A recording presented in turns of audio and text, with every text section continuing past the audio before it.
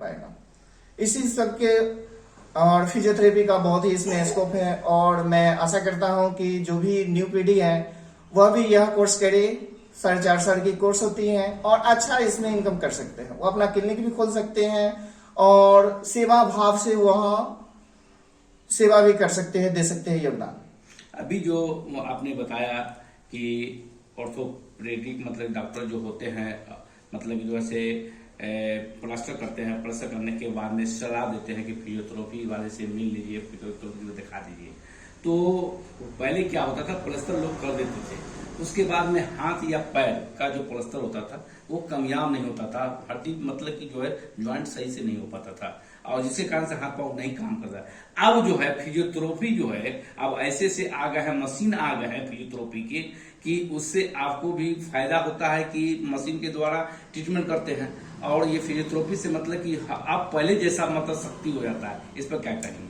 देखिए, फिजियोथेरेपी पहले जो लोग प्लास्टर करते थे, जो भी डॉक्टर करते थे वह सही करते थे, लेकिन लोगों की रखाव सही नहीं होने की वजह से वह डिसलोकेट हो जाता था, जिसके वजह से बोन एक अपने क्रम में नहीं जुड़ पाता था।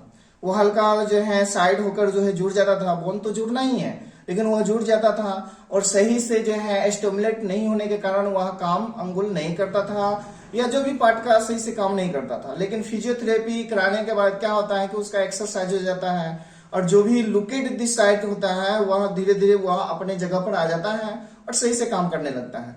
इसके लिए बहुत ही उपयोगी फिजियोथेरेपी है। अभी आए दिन मतलब शिकायत आती है, लोग आपके पास भी आते होंगे, नस फूल जाना। नस फैल मतलब कि जो से फूल जाता है, जो वेन होता है उसका जो ब्लड का ये होता है वो काम नहीं करता है, तो इससे मतलब कि जो है से बहुत ज्यादा मतलब कि उसको जलन दर्द सारा चीज होता है। क्या ये फिजियोथेरेपी से ठीक हो सकता है? जी बिल्कुल ठीक हो सकता है।